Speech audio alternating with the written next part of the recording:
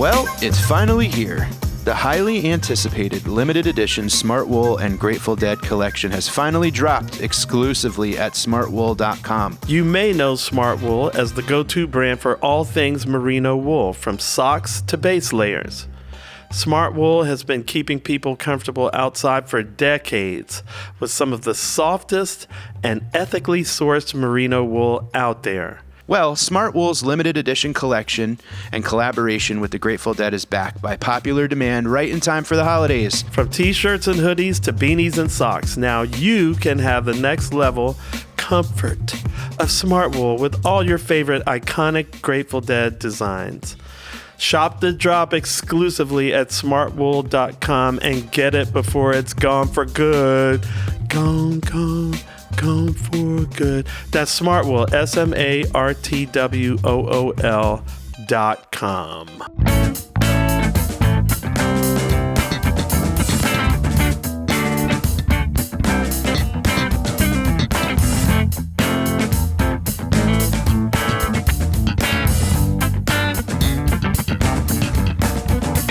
We're having fun. Before we press record, we're having fun in the studio, and we were laughing, and I'm trying to not laugh right now.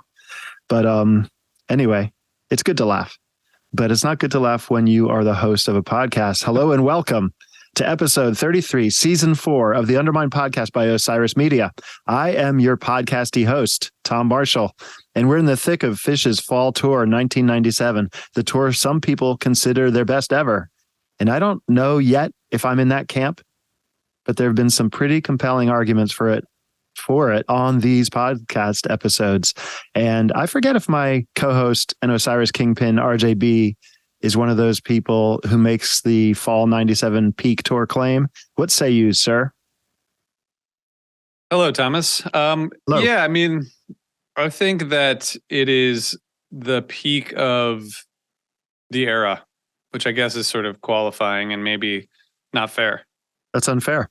I think it's probably the peak of everything, but it's certainly the peak of the era of 1.0 Phish. Okay. All right. Good enough. Actually, it is the peak of Phish. There it is. But there might be another one like next week. Next peak. Next peak. All right. So what are we doing today? I don't think so. Nothing. I think this is practice. This is a test run. So we're in the middle of fall 97. We're stopping in Winston-Salem, North Carolina, one of my favorite towns. I spent a lot of time there, more in Salem than Winston, but it's 11/23/97. It's a Sunday night. It was a crazy show. We have a return guest to help us go through this show. And as we always say, if you enjoy what we're doing and you want to support Osiris, check out osirispod.com/premium to check out our new premium offering. You can get bonus episodes, ad-free episodes, and a lot more. And we know all of you have memories and you're sharing them with us from these fall 97 shows. Send us a video clip on social media, 60 seconds, post it on Instagram, Twitter, Facebook, tag Osiris Pod, tell us about one of these shows or many of these shows, and we're going to choose someone who's going to win a special prize from Tom Marshall. Okay, Tom, who is our guest? Okay. I am rummaging around in my attic for the special prize that you guys are going to win, but that's for later. Today, we have a guest named Brian Brinkman. You may recognize his name because he's an executive producer of Undermine, but he's also a longtime Osiris podcaster in his own right. And also because he was just here, a guest on our show earlier this month, talking about the Amsterdam show in February of 97. Brian is our secret weapon, an expert Phish analyst we deploy only in emergencies. And I feel if this isn't an actual emergency, we could turn it into one. Please look who's in the freezer as I open the vault. Brian Brinkman. Tom, hi, Brian. RJ, how are you guys? We are doing fantastic.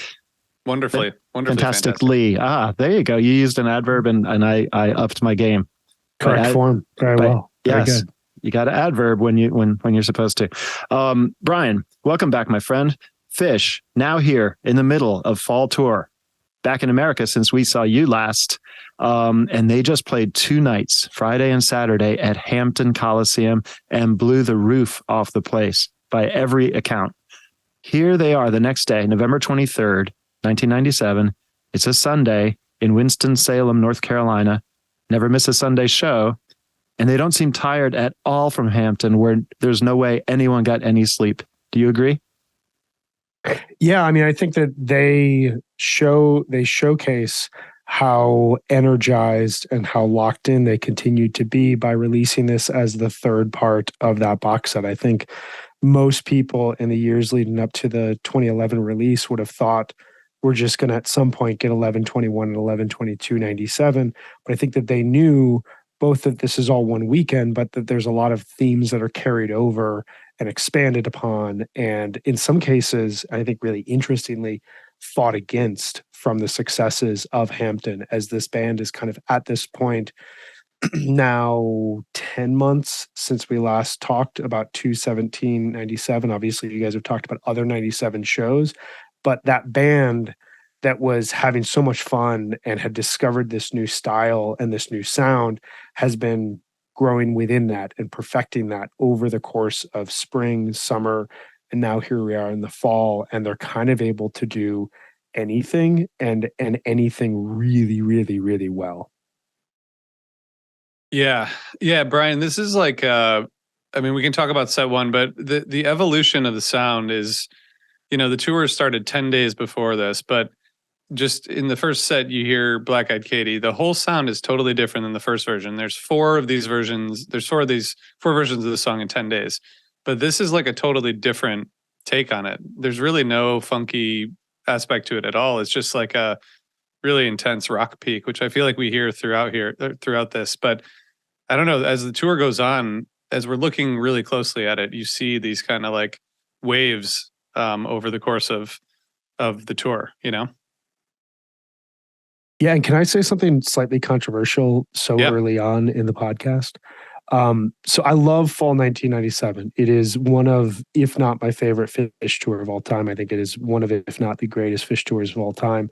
We can get into the nuances in a different podcast where we break down tour by tour, but it's incredible. Every time I listen to it, you immediately know you're in Fall 1997. You hear this band that is equal parts arrogant and curious and creative and surrendering to the flow.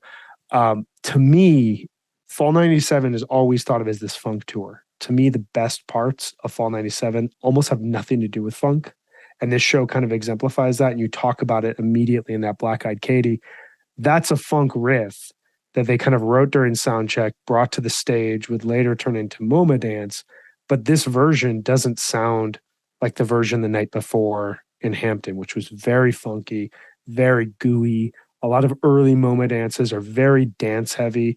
This is a rock approach to it. And this is like the band taking this connected way that they've been playing vis-a-vis funk and applying their rock and roll, their love for like arena rock to it. It's so interesting to listen to. That was it wasn't a controversial enough take to turn this to the level of emergency, as I alluded to earlier in the show. But it is controversial, right? Because everyone's talking about funk, and here we have a rock show, I guess you'd say. The night before in Hampton, and RJ alluded to this, they also played Black Eyed Katie. And they played it a lot, I guess. Playing two songs in a row isn't too common in Phish. And later in Phish, when they now have like so many songs to choose from, I think it's pretty rare. What other songs did they commonly play in consecutive shows? So I went back and looked at this. We were talking prior to recording. I went through some like the big Phish songs to look at the last time there was a repeated version. And the majority of them, as you would assume, happened before 1997. For example, AC/DC Bag's last repeat performance was 2/7 to 2/8 1991. Slave to the Traffic Lights was 2/20 to 2/24 1988. After 1997, this became an incredibly rare experience. There's, I think, 5 or 6 songs that have been repeated from one show to the next, just to give you kind of what those look like. You Enjoy Myself. And this is taking out like one was played on the last date of the tour and then was played the first date of the next tour, or was played at the end of a tour and then was played in the holiday run, so on and so forth. These are just one show. You Enjoy Myself, July 26th to July 28th, 98. Antelope and Shock Dust Torture were both played on July 14th, 2013, and then on July 16th, 2013. Golgi was played on November 29th to December 2nd, 09. Bathtub Gin, June 12th to June 14th, 2011. Tweezer, June 24th to June 28th, 2012. And then Down with Disease, October 22nd and October 23rd, 2010. Those are the last versions post 1997 of repeats one night to the other. Oh, wow. Well, thank you for delving so deeply into it, Brian. The one that I guessed, I think, wasn't even on your list, and that was Character Zero. Because I remember during this tour, that came out of the gates like a racehorse, that song. But then they played it and played it and played it and played it, kind of like Caspian. And it kind of got on a few people's not favorite song list for that reason. And I thought you were going to say that Character Zero was played repetitively back to back, but I guess it never made that list.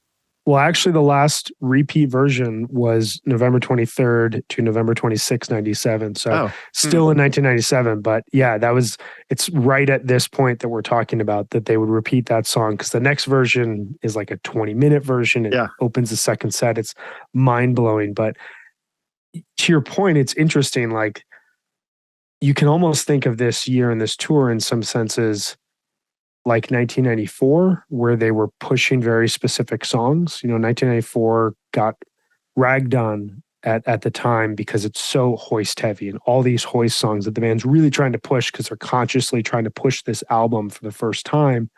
You get that here in 1997 because they cast a bunch of songs off in February, wrote all these new songs, and then these new songs fit this style perfectly, and they're trying to figure out how do these new songs pick up and carry the weight that old, heavy jam vehicles and heavy hitters, your mics, your You Enjoy Myself, your stashes. How do we have new songs kind of carry the weight for our creativity going forward? And so as a result, you get a lot of repeats, which we even see that stuff happen today. There was like the Fuego tour of 2014, where wherever you saw Phish, you were going to see a Fuego at one stop. And by the end of the tour, it almost became a joke. And there was the Oprah Winfrey, you get a car gift that was going around. You get a Fuego. Brian, we can stop talking about Black Eyed Katy soon, but I want to ask you, because yesterday people heard the Night 2 Hampton show, and then this was, like, as you guys have been saying, 2 in a row. But this song, it kind of like disappeared, obviously, or melded into MOBA Dance at the end of the year. But these sort of, 6 versions on this fall 97 tour, I know you like to look for these or see these patterns in Phish. I feel like they sort of mirror the tour. Like, this is sort of like a dark and stormy period of the tour where it's just like kind of rock and roll. And then by a couple shows later, it kind of goes back to being a kind of a funk vehicle. What do you think? Like, what role did this song play in the tour? I feel like this song, like, I remember first reading about this song before I ever heard about it in like the Farmer's Almanac or the Phish Companion or something like that. And the way it was described was the entire sound Phish was going after was coalesced into a single song. And I think, to your point, like I said this earlier, that to me, the most interesting aspect of this tour has nothing to do with the funk. It's the ambient jamming in Stash in Las Vegas, or the Simple and Dogface Boy Mike Song segment in 12/2/97. It's this Bathtub Gin that's so aggressive. And you hear a song like Black Eyed Katy kind of mold and evolve with the tour and with their inspirations. I think you said it really well. Where they're at in the tour, you hear it through a song like this. You also hear it through Ghost. You think about that Denver version that's so expansive and has all these different ideas, but ultimately turns into a rock peak. But then you go forward 5 days from here to Worcester, and it's suddenly a funk song again. And it's and you go 3 weeks later and it's going into Johnny Be Good. And like, it's a song that kind of showcases, along with Black Eyed Katy, how the band is feeling night to night. They're all, regardless of the style they're playing in, they're fully connected. And so they can use these songs as a way to kind of mirror, how are they feeling more? Is it slightly more aggressive tonight? Are they leaning into Hendrix more? Are they leaning into James Brown more? And it's kind of that like pass back and forth between those influences, along with the way that the band is peaking at the time. I love the analysis, Brian. It's always spot on, and it's like kind of like you know more than the rest of us, and yet you just watch and listen just like us, and it's incredible, some of the inferences you can draw that are, to me, spot on.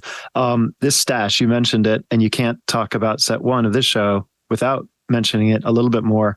It's almost too much. It's like it's wonderful and then chaotic, and at times it's noise. It's like Trey just sort of like guitar practice, like noodling weird fusion riffs on top of this like stormy ocean.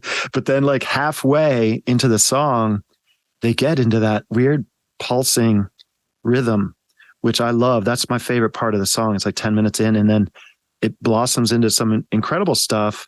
And then they skip the regular, maybe so, maybe not ending, and just go right into an I See You.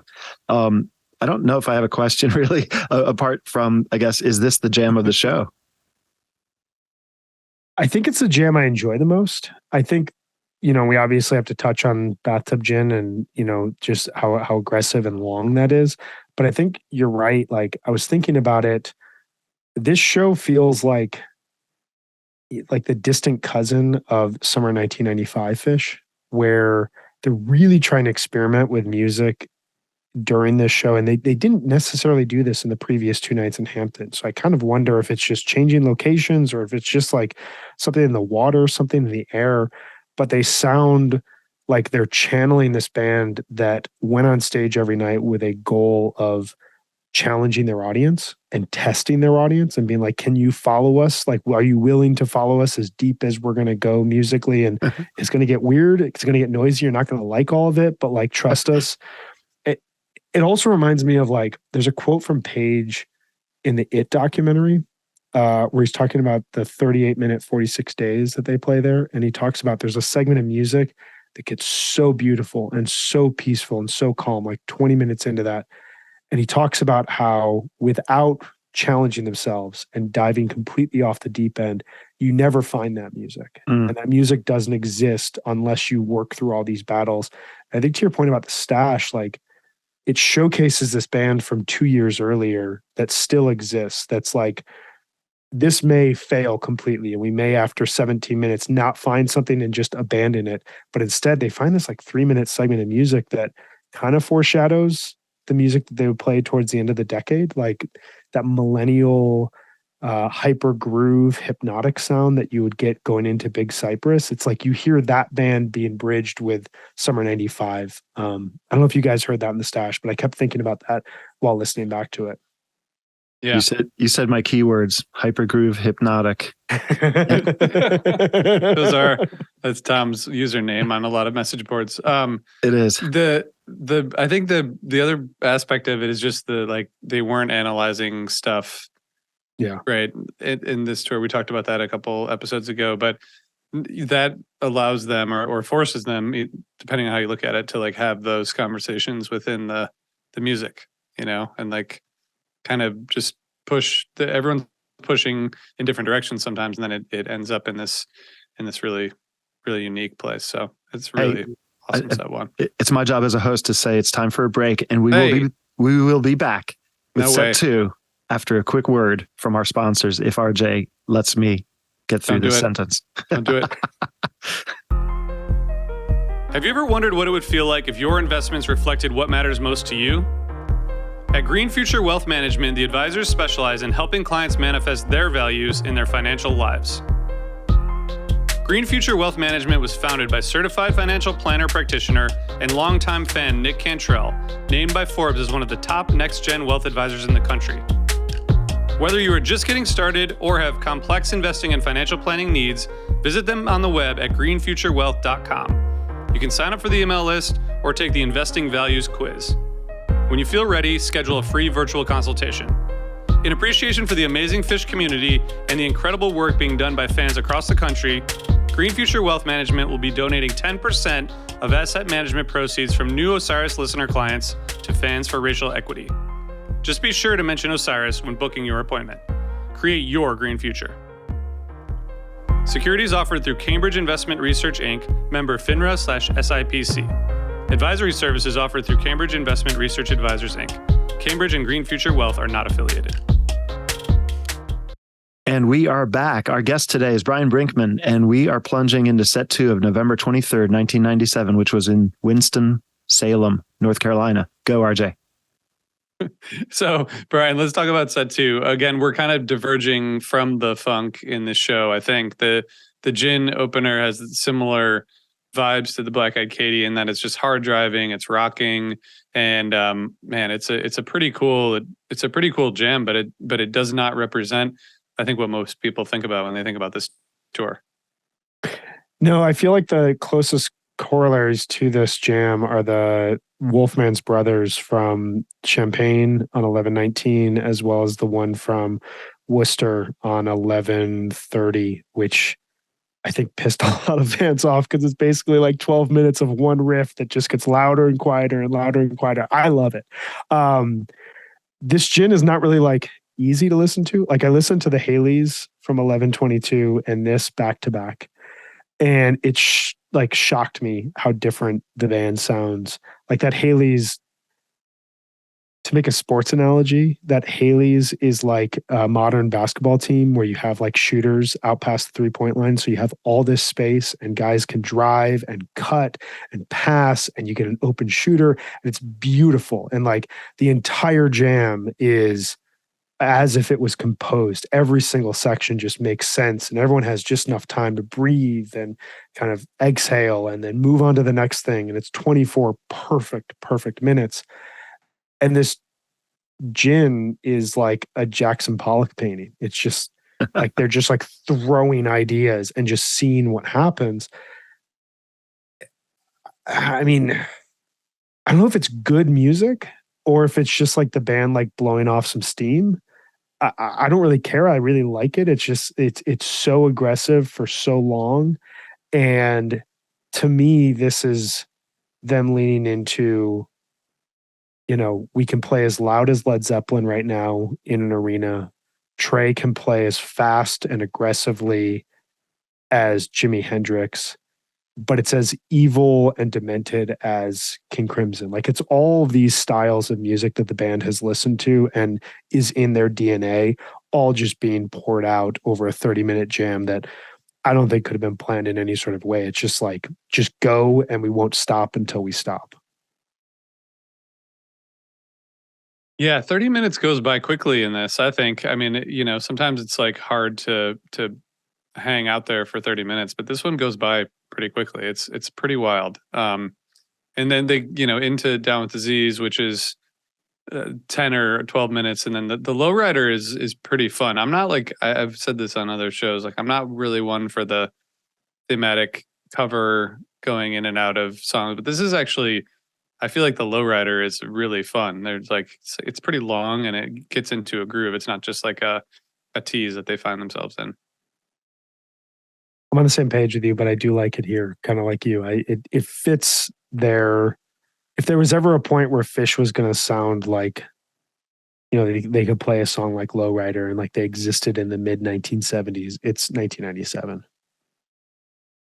Yeah, I mean, and it's funny to land in something like that after this kind of disjointed Bathtub Gin. That I do think they were all just in that Bathtub Gin, like just kind of messing with their effects, and there was like a lot of different layers, but it didn't really like smooth out as much as some of the other jams. But now they get into this Lowrider, it's just so simple, and it's like a little bit of a break, but it still keeps things moving. This, out of those 3 shows that came out of this, you know, sort of box set, this is the show I listened to the least, but I wonder how you think it ranks compared to the other 2. Like if you take these 3 as a kind of Friday, Saturday, Sunday show, like where would you put this one? I think I would put it at the 3rd. I honestly, I don't think this is one of the great Fall 97 shows overall. I just think you're dealing with a lot of really, really great shows in the tour. For me, the 11/21 set 2 is one of my favorite sets of the entire tour. I think it flows perfectly. And the Haley's obviously the Mike song from 11/22. It might be my favorite Mike song ever outside of 1995. I was really puzzled when they released this along with the Hampton shows, but I think it does a nice job thematically of both rounding out those two shows while also showcasing how much diversity is. I mean, you think about 3 set 2 openers being that Ghost, that Haley's, and then this Gin. It's kind of the 3 sides of fall 1997 in a lot of cases. I also think, and I don't know how deep we want to go on this, but like you do see this band at this point in time moving from Mike's, Yem, Tweezers, Stash, Bowie as like the jam vehicles that guided them from 1992 to 1995 to now Gin, Ghost, Wolfman's, Down with Disease, even a song like Twist that's on like the periphery of this show, but is going to play a huge role. The Island Tour is going to have an amazing Japan 2000 performance.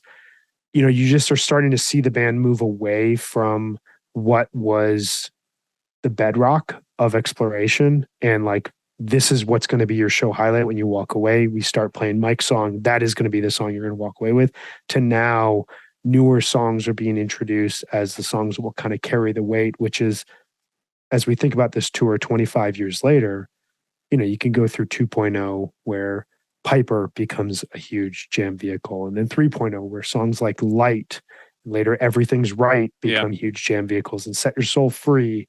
And, you know, we see the band starting around this point to abandon those earlier songs as the, you know, the hallmark of a show and start to say, what are the next songs that are going to carry us? And how are these next songs going to help us evolve? Yep. And just to put the sort of period at the end of a sentence that I opened up a long time ago when we were studying early 90s, it seemed like every early 90s show depended on a Mike's or a Tweezer, and then like maybe Ghost or Wolfman's possibly started dominating set lists around this tour, and then this show doesn't have Tweezer, Mike's, or Ghost.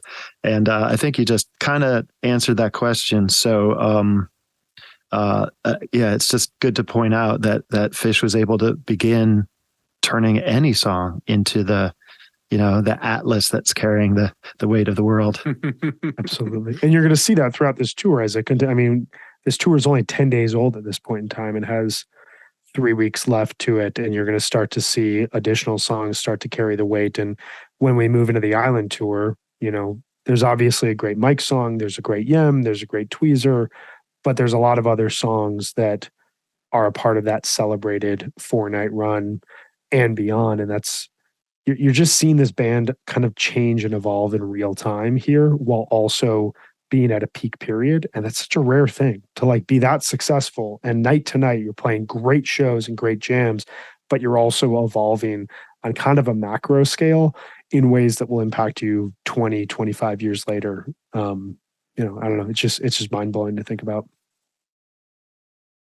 So, okay, Tom, well, first of all, I just want to say I've only seen Bold as Love 3 times, and I just really want them to keep playing it. It's one of my favorite covers. Paige is so good on it. It's just like, I don't know. I just think they should play it more. Agree. No argument. No argument. Okay.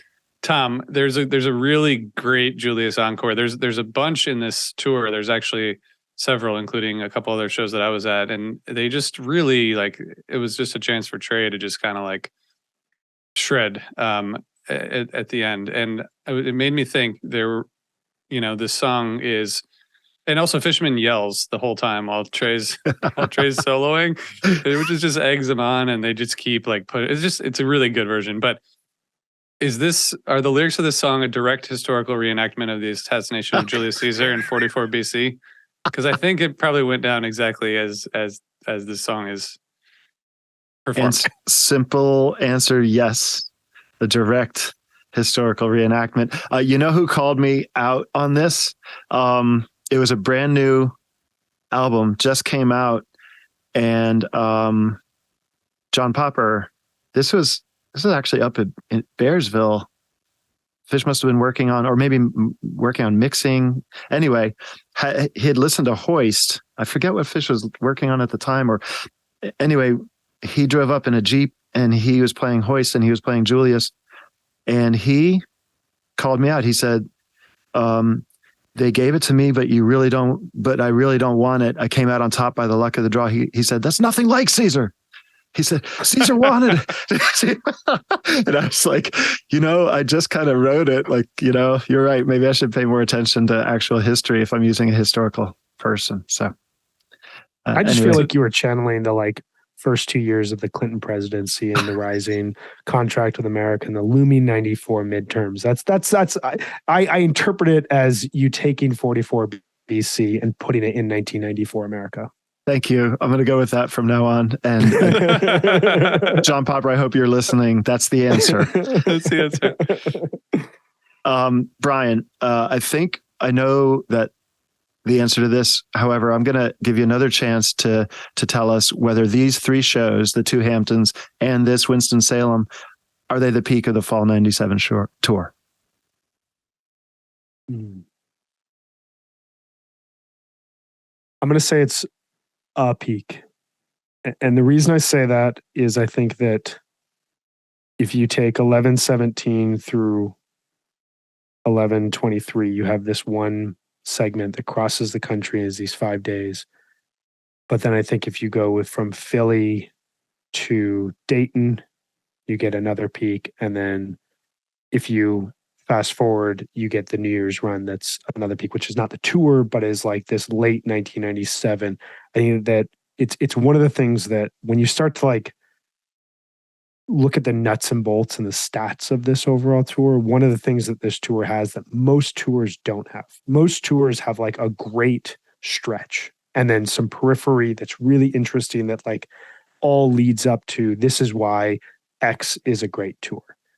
This tour does something that's very rare where it peaks in a distinct style. And this is not to take anything away from Hartford and Worcester. I think those are excellent, excellent shows. But it almost feels like they're kind of relying on old tricks. And then from what I hear in Philadelphia, especially that second set, they uncover and they unlock something new, which takes them through the next weekend in both Auburn Hills, Michigan, as well as Dayton. And there's just music that's played there that is foreshadowing where this band is going and is also showcasing just how high of a high they're on. Yeah. So sorry to complicate your simple question. Oh yeah, it was a yes/no answer. I think it's a good point though. It's also different. These are 4 or 5 song second sets in a row, Yeah. Whereas later in the tour, you get more songs, you get a little more going on in the second set. But I like the way you're looking at it. Always great details. Always great details. Can I ask you guys a question? Yes. Oh, here we go. All right, just very simple. You guys are going through every single show, and at this point, I'm guessing you're probably, as we're recording, a few weeks ahead of the actual date that we're on. Are you guys hearing Fall 97 in a new way at all? And if so, how so? I am, because now I'm hearing it all, and I only saw maybe 3 or 4 shows. So. And as you guys know, I think both of you know, my memory isn't, I don't go back and listen to shows much. So this has been an incredible eye-opening experience. I'm willing to sit back and kind of let you guys guide me into the really good shows and really good sets. And I got to say, favorite right now, just probably because it's very recent, are the 2 Hamptons. And I actually had that disc set, the, what was it called? It was just called Hampton, Fall 97. Winston-Salem 97. Yeah. And that was in my car for a while. So anyway, I hope I answered your question. Yeah. Yeah. I always listen to the shows that I was at, which are 4 or 5 of them in December, usually on the date. And listening to the whole tour, I think the thing that I'm hearing the most is just the variety of styles. I love the Hampton shows, it's I've listened to these shows so many times, so it shouldn't be surprising. But listening to them all in a row, you hear this evolution of like we talked about earlier, deep funk to explosive rock to also really contemplative beautiful space that I think is always kind of secondary to what we think about when we think about the tour. So it's really fun to go through every show and hearing it in different ways. I can't wait to listen to some of these other ones because I think we're gonna keep hearing new things. Agreed. Yeah. Thank you, Brian, so much. Thank you, RJ. And that's it for us today. Thanks to all you listeners, and thanks to the Osiris team, especially Eric Limarenko and Matt Dwyer, who are making all of this work from behind the scenes. And a quick shout out to Cash or Trade, the world's only social network where fans buy, sell, and trade tickets at face value. Check them out at cashertrade.org. Please remember to review and subscribe wherever you listen or watch. Goodbye, and please remember to blaze on.